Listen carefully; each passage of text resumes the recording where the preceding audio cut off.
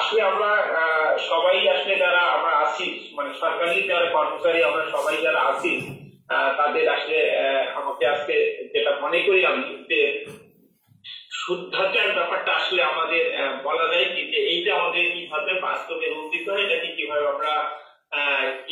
বাস্তবায়ন করতে পারি অথবা অভ্যাসে পরিণত করি অথবা আমরা যেটাকে বলি যে আমাদের কালচারে পরিণত করা। আমি সবসময় একটা কথা বলি যে আসলে আমরা যারা আপনাদের মধ্যে আপনারা যারা দেখবেন যে যারা গান গায় বা যারা নাচে যারা কালচারাল প্রোগ্রামের সাথে যারা জড়িত তারা দেখবেন যে তার একটা ইচ্ছাই থাকে যে আমি যেহেতু গান জানি বা নাচ জানি আমার বাচ্চাটা যেমন অ্যাটলিস্ট অন্তত যে কটা বাচ্চাই তার মতো বাচ্চাকে আমার অর্থাৎ এটাকেই আমার বলছি কালচারাল। কালচারাল কথাটা আসলে একদিকে আসলে এটা কালচারাল ফ্যামিলি অর্থাৎ একজন ওই ফ্যামিলিতে নাচ বা গানের এরকম কোনো প্র্যাকটিস বা তারা করেছে তার পরবর্তী বংশধরকে ওইভাবে তৈরি করার চেষ্টা করে। এটাই হলো আমরা বলছি এটাকে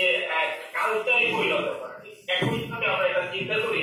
যে এই শুদ্ধাচারটাকে এটা আমি মানে এই শুদ্ধাচার আমি শুধু প্র্যাকটিস করবো না, আমার যারা